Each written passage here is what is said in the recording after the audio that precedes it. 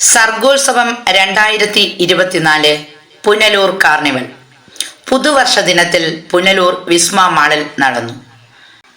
കവിത സാഹിത്യ കലാവേദിയുടെ നേതൃത്വത്തിൽ കേരളത്തിലെ കവിത, സാഹിത്യം, കല എന്നീ രംഗങ്ങളിൽ മികവ് തെളിയിച്ച 150ഓളം പ്രതിഭകൾക്ക് പുരസ്കാരം നൽകി ആദരിച്ചു. വിവിധ കലാ സാഹിത്യ പരിപാടികളോടെ ദിവസം മുഴുവൻ നീണ്ടുനിന്ന സർഗോത്സവം 2024 പുനലൂർ വിസ്മ മാളിൽ നടന്നു.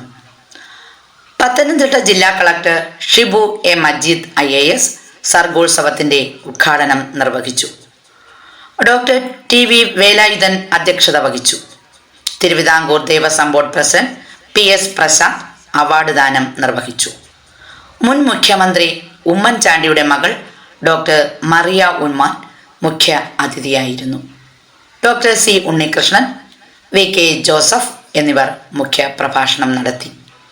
കാരുണ്യ ശ്രീ ചെയർമാൻ മുനമ്പത്ത് ഷിഹാബ്, നഗരസഭ vice chairman D Dinakaran, cine artist R Mehajab, doctor Arunkumar, S Safeer Mannani, MM Safar, Udayor Jamal, advocate Sanjay Khan, Ashraf Gurukkal, വെഞ്ചസ് മോഹൻദാസ്, സുശീല രാധാകൃഷ്ണൻ, ഗീത ബാബു, മഞ്ജു റഹീം എന്നിവർ പ്രഭാഷണം നടത്തി.